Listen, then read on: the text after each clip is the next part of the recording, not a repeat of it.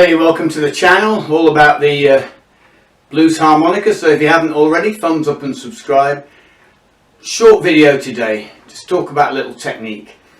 As harmonica players, you always have to come up with new techniques. Guys should be doing that all the time. I have various techniques I use. Used to have them as a jazz saxophonist when you're on the stand.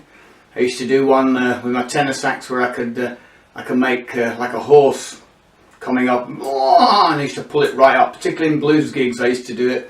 I've done it odd ones in jazz gigs as well, modern jazz gigs, and I could, straight right up and then right up through the harmonical range and the lot. And it's quite a interesting technique that I put together. And all sax players, you all get your own little idiosyncrasy things, and you got to start doing it on this thing. So you notice I was kind of just playing out a little figure there, which I actually moved it around, but like a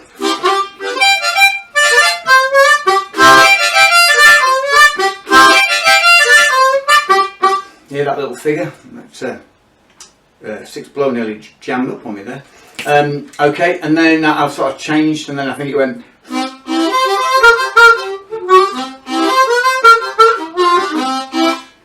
Well, you could do it here.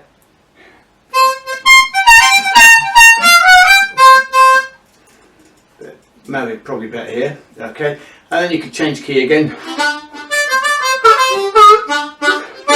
And you can do that at the top as well.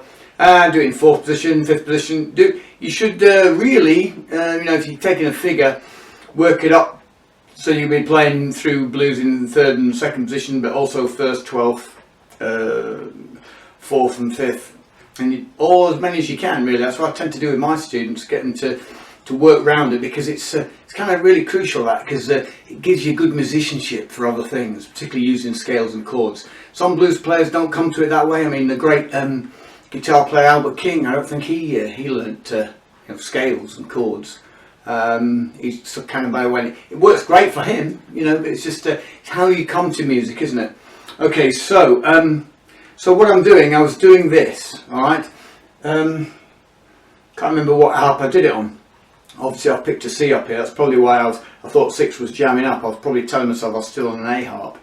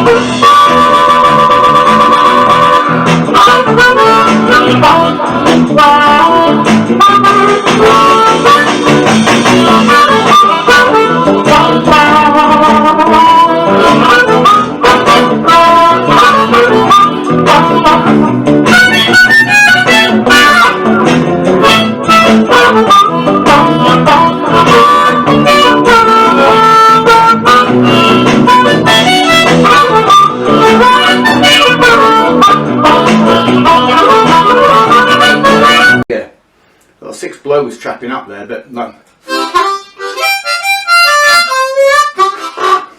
Hear it?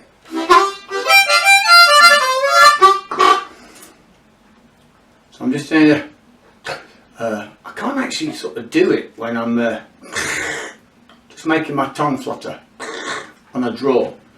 Easier on a blow. Yeah, but on a draw. And then I have some other little techniques I use where I can put a movement of sound and bends up and down, but we won't bother with that today. But that's just doing that.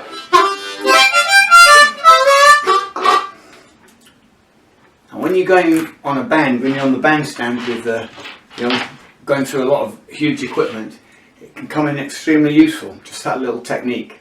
You just have to practice it. It's a bit like going, oh, there it goes. Now doing it on a draw. So I'm just putting my tongue to the roof of my mouth and then moving to one side. A bit like trying as a kid, pretending to pull a firearm back like a pistol, making that noise. And you sort of mess around with it and you'll come up with your way of doing it.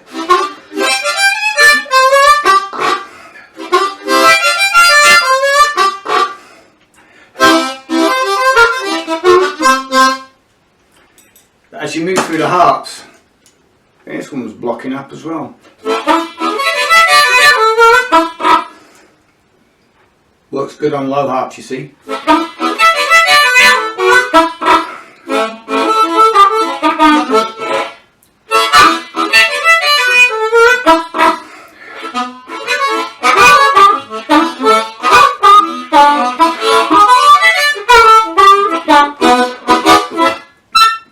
Yeah. So basically that's it. Just moving and fluttering the tongue. Mess around with it. I have like loads of different ones that I can come up with. You play around with them long enough, you'll come up with them. And save them. And save them when you're doing a gig with somebody, or somebody's trying to cut you up or something. You can use that technique to your advantage. Gains attention. Or you can use it as I did on this, just in a subtle way. But it gives like a razor. It gives another thing that audiences, you know, when they're hearing the sound for the first time, oh, what's that, you know? And it might give some other vibe to what you're doing. All right. So check it out.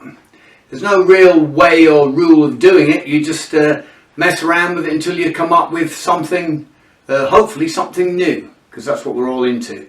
You know, I see too many people, too many students myself that come along and, oh, little Walter and big Walter and the usual stuff. And we're now in 2023, and it's now time for people to be moving forward. It's, you know, retro's good in some senses, but you know, we need to be looking forward. Okay, thumbs up and subscribe. Get me for lessons on Harpo the Healer Wicks. Check out my podcast, lots of good stuff on that. I'll catch you on the rebound.